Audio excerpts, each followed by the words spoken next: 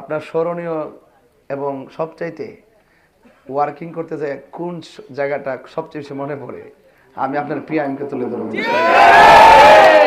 যে এরা এত সুন্দর করে পুরা পুকুরের পার আমার সুন্নিদের প্রতীক মোমবাতি জ্বালাই দিছে, মানে এত সুন্দর লাগছে। আমি প্রথম মনে করছিলাম যে মনে পুষ্কুনির কোনো লাইট ম্যাট্রিক দূর থেকে এমন। আবার গতকালকের আগের দিনে 1000 বাতি জ্বালাই নিছে ফিয়াল, আর আজকে শুধু মাগরিবের আগে আইতারতে কয়েক হাজার বাতি জ্বললো খালি আমার তরফ থেকে। আচ্ছা ঠিক আছে,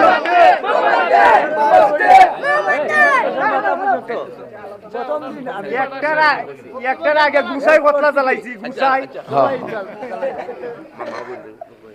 যাই হোক, আপনাদেরকে অনেক ধন্যবাদ।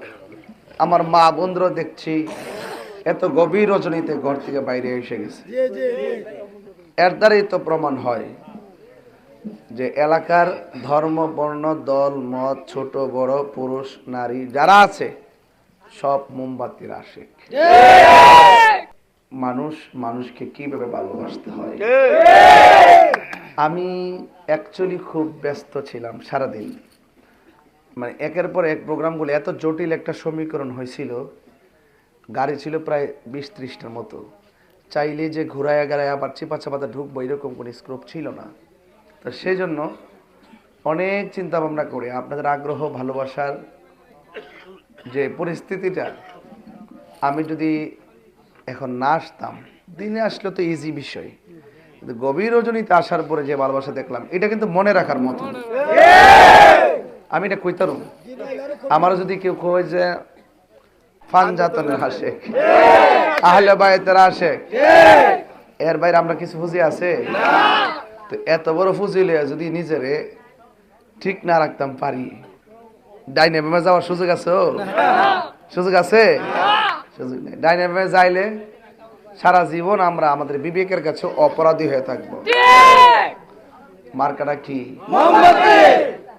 এই মোমবাতি মার্কায় 12 তারিখে ইনশাল্লাহ আপনারা যেভাবে সিল মারা কথা কইছেন, মানে আমি আশা করতেছি আর কি আপনাদের যে কথা এবং কাজ আমার মনে হয় মিল থাকবে।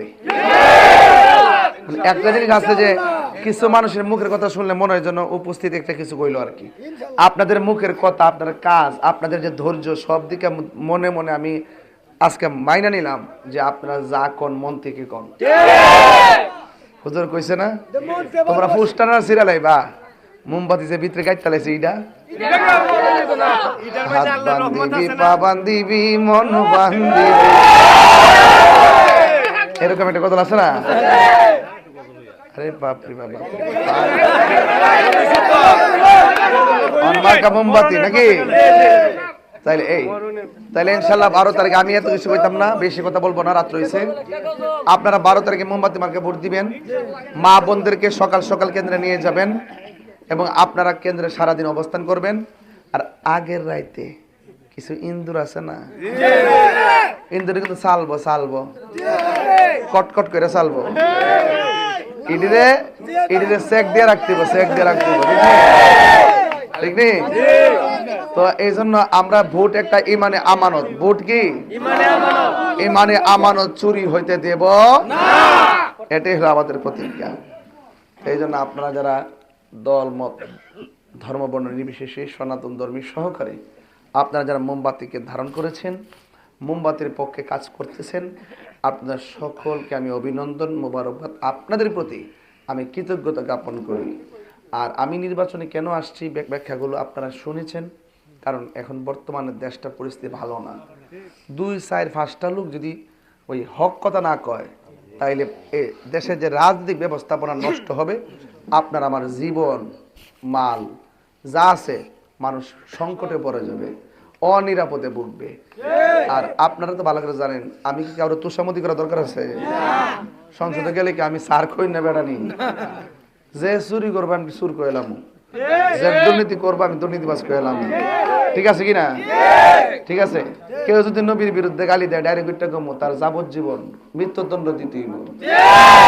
এই কথাটা অনেকে কয় না, সংসদে তেলবাজি করে, আমার নেতা নি রাগ করে এলা। এই জন্য বাজান, এই জন্য আপনাদেরকে আমি অনুরোধ করে বলবো, আল্লাহর ওয়াস্তে অনুরোধ করে বলবো, এই যে সুযোগটা আইছে ভাইসাব, এখন যে সুযোগটা আইছে, এই সুযোগটা কিন্তু হাতছাড়া করা যাইত না। গেলে কে এই সুযোগটা হারাইব? আমরা কিছু লোক বোঝে না এটা। আমি সুন্নি, জাকের সাহেব সুন্নি, আর এক বেড়া সুন্নি, পার্থক্য আছে না? আমরা তো রক্ত দিয়ে সুন্নি জামাত করি, ঠিক নেই? তো এই জন্য আপনারা সবাই মোমবাতির পক্ষে থাকবেন। মা বোনদেরকে বলে কই গো, সকাল সকাল যাইয়া মোমবাতি মার্কা ভোট দিবেন। এমনও হইতে পারে যে এই ভোটটা ইমানি চেতনায় ভোটটা যদি দেন সত্যিকার অর্থে, এমনও হইতে পারে আপনার ভোটটা ইহকাল পরকালে সার্থকতা হয়ে যেতে পারে। আমার মরণের কতদিন বাকি আমি জানিলাম না গো, মরণের কতদিন বাকি আমার মরণের কতদিন বাকি আমি জানিলাম না গো আল্লাহ, মরণের কতদিন বাকি। আর আজরাইলা শিয়া যখন হস্তে দিবা ধরিয়ে, তখন আমার মনা ভাই পরবালো কালুকি আমি জানিলাম না গো আল্লাহ, মরণের কতদিন বাকি আমার মরণের কতদিন বাকি আমি জানিলাম না গো ও আল্লাহ, মরণের কতদিন বাকি। আর 40 দিনের আগে ভাইরে মতের নিশানি, জমদূতে কাইরানিব চোখে দিয়া আন্দি আমি জানিলাম না গো আল্লাহ, মরণের কতদিন বাকি আর মরণের কতদিন বাকি। ভাই সবাই চলে যাবে, আল্লাহ যেন আমরা জীবন দাঁড় করে রাখছে, এভাবেই যেন জান্নাতের ভিতরে আমার নূর নবীর কদমে রাখে, বলেন আমিন।